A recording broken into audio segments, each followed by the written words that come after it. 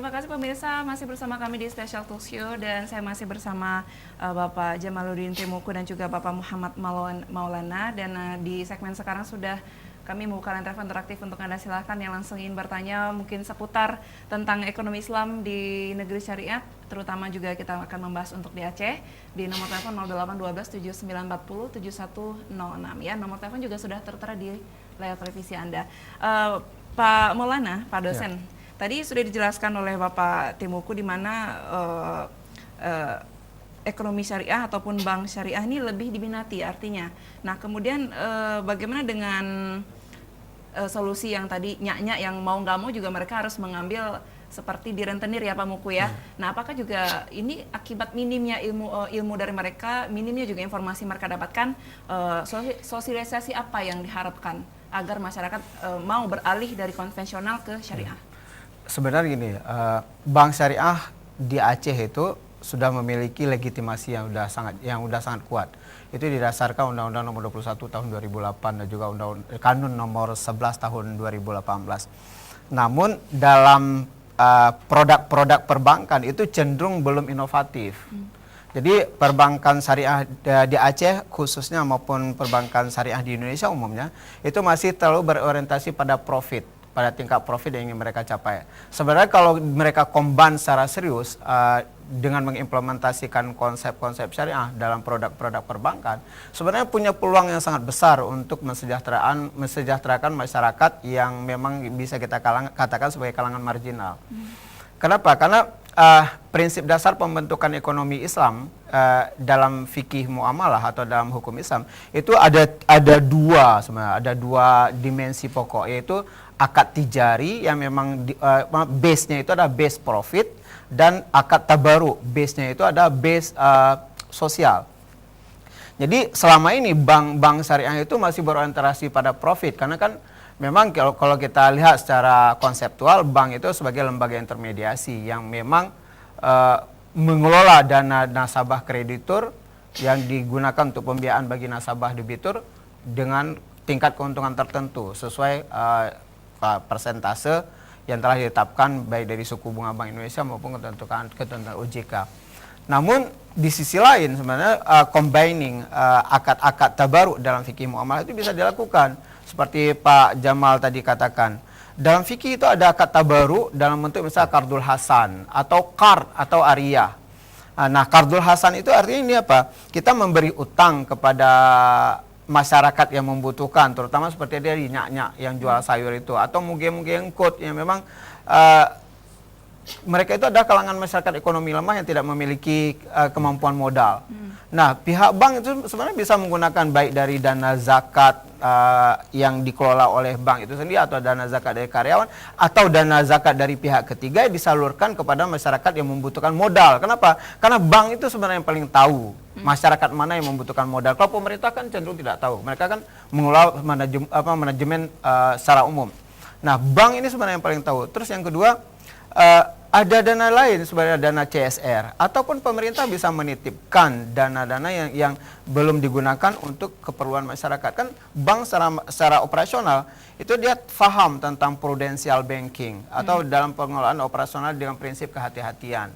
Jadi dengan prinsip seperti itu sebenarnya dana-dana tadi itu bisa digunakan oleh masyarakat yang memang membutuhkan modal dengan menggunakan akad kardul hasan tadi. Kardul hasan itu sebenarnya secara prinsip memberi utang dengan baik.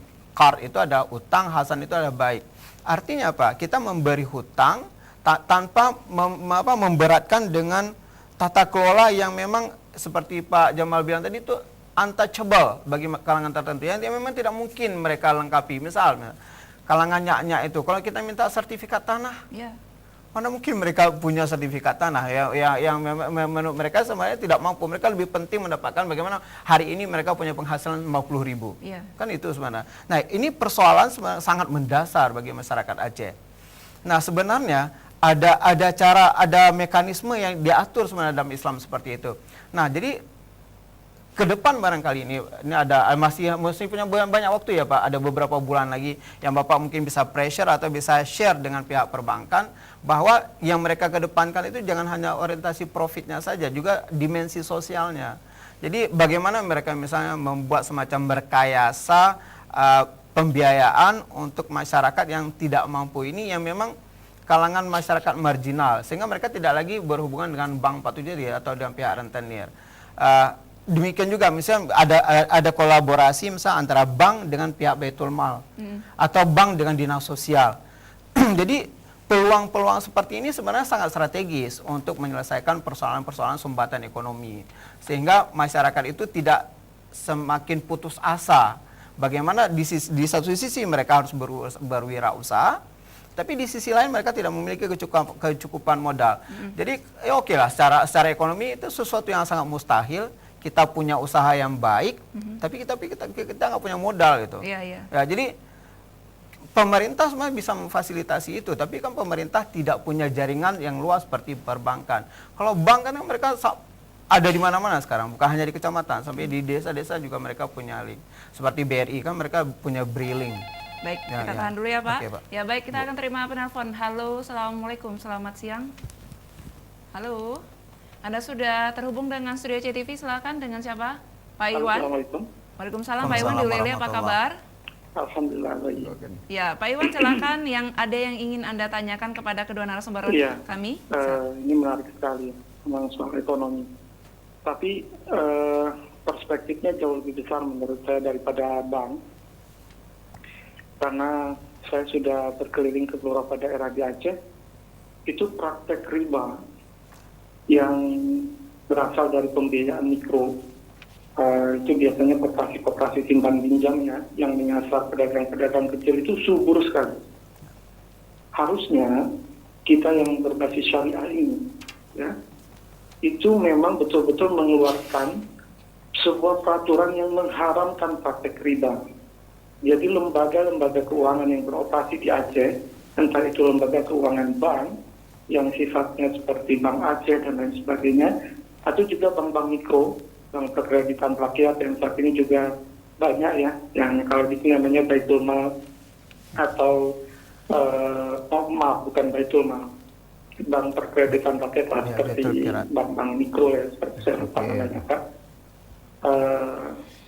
Itu subur sekali di daerah, termasuk koperasi simpan pinjam yang datang dari Sumatera Utara, yang kalau Bapak lihat itu mereka kalau misalnya di pasar-pasar datang dengan membawa kupon yang menagihnya setiap lapak-lapak itu.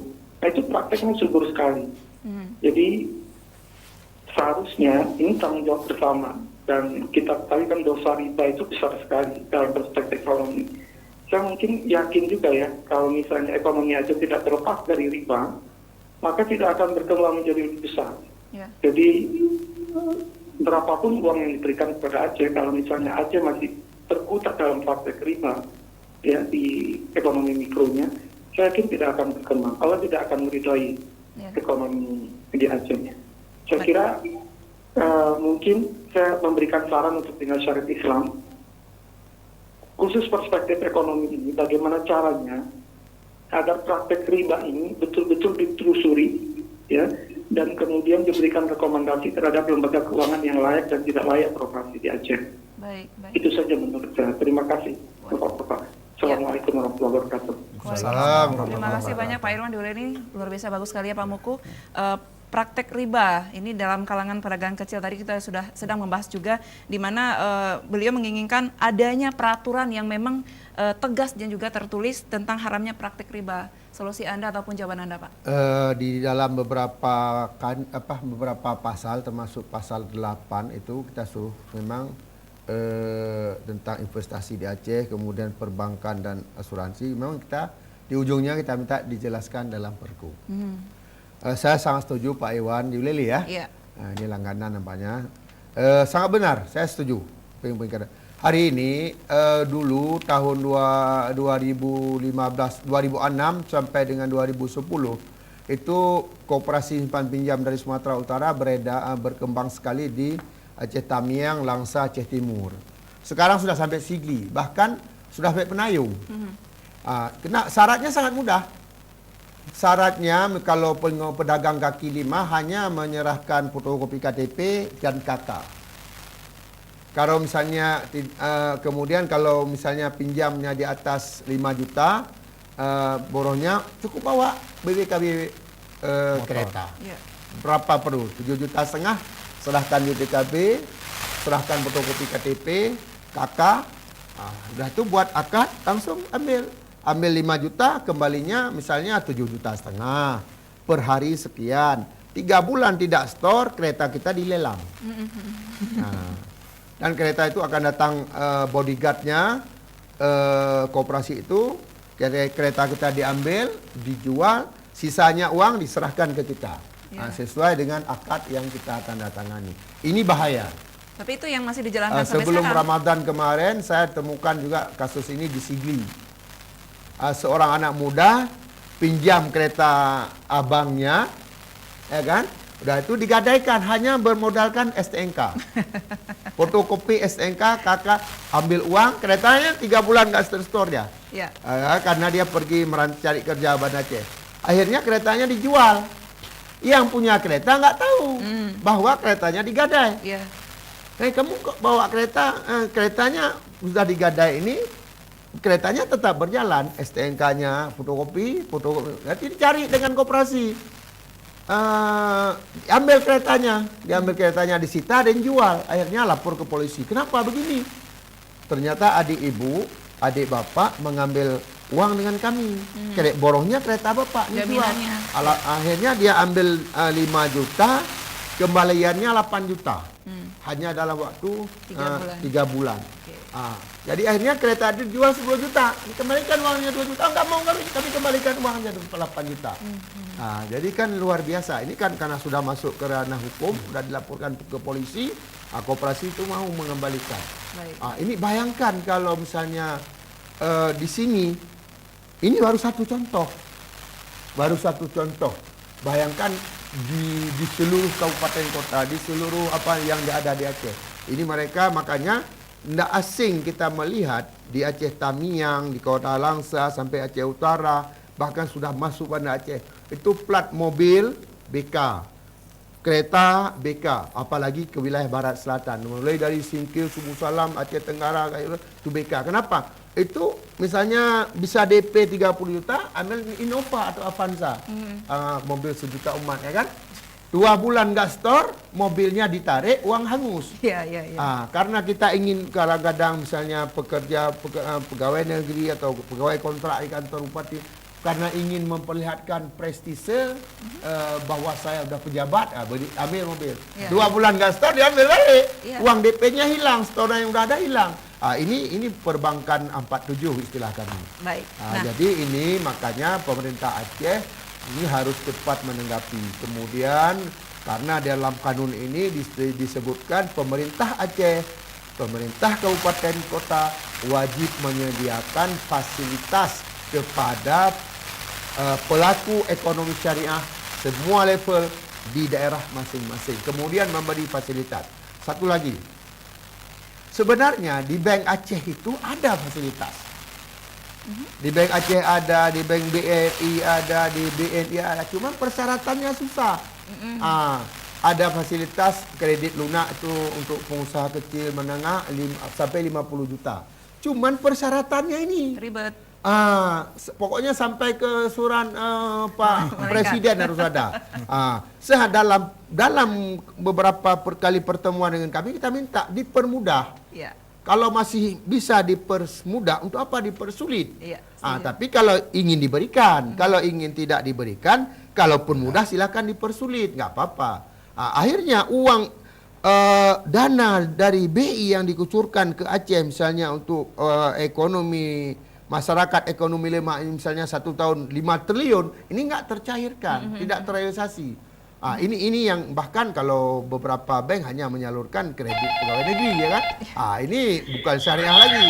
Baik. Ya, silakan. Iya. Halo, assalamualaikum, selamat siang. Waalaikumsalam. Iya, dengan siapa Bapak? Pak Nasir. Nasir dari Syahbala. Silakan Pak Nasir, ada masukan ataupun pertanyaan kepada kedua narasumber? Ada masukan dan pertanyaan memang, Bu. Silakan. Yang pertama masukan ya. Penayung nih. Kita tahu sekarang di Syahwal. Aceh, bank yang tadinya BPD menjadi bank Aceh Syariah. prakteknya menurut kami ya belum sepenuhnya syariah. Kalau istilah saya itu ganti casing saja itu.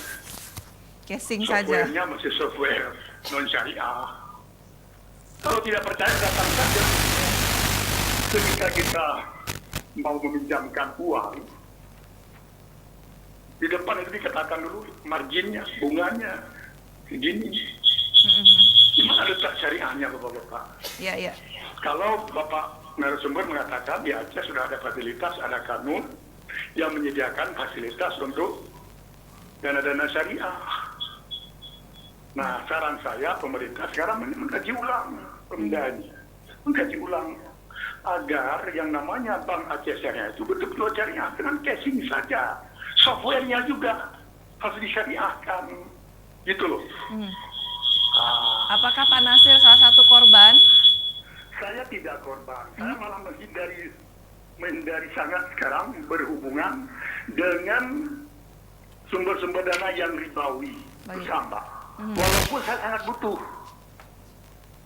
Untuk itu saran saya, mestinya ya, dana-dana yang ada di Pemda atau di pemerintah Aceh itu ada semacam APBD-nya atau APBA-nya itu dikhususkan untuk dikelola oleh bank yang betul-betul syariah atau lembaga yang betul-betul syariah, di mana masyarakat memperoleh sumber dana untuk pembiayaan usahanya itu tidak sedikit pun riba. Ya, ya, ya. Baik. Sementara untuk pengolahannya diambillah dana APBD atau apa untuk gaji karyawan, fasilitas segala macam, dana operasional ambil di sana. Saya pikir bisa. Kita ini negeri syariah, mau bersyariah. Jangan setengah-setengah bapak-bapak. Betul, betul. Jangan setengah ibu-ibu, dan setengah-setengah kita ini. Ya, ya. Ya, jangan di bulan Ramadan aja berbicara syariah, di luar Ramadan enggak. Ya. Contoh sudah banyak sekarang. Silakan. Seperti itu. Ya.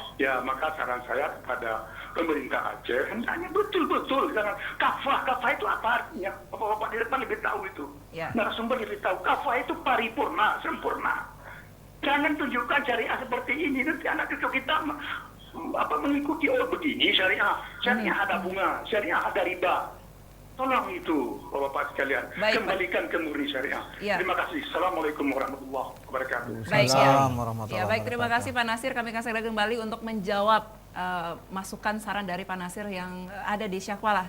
Jangan kemana-mana pemirsa, tetap di Special Talk Show.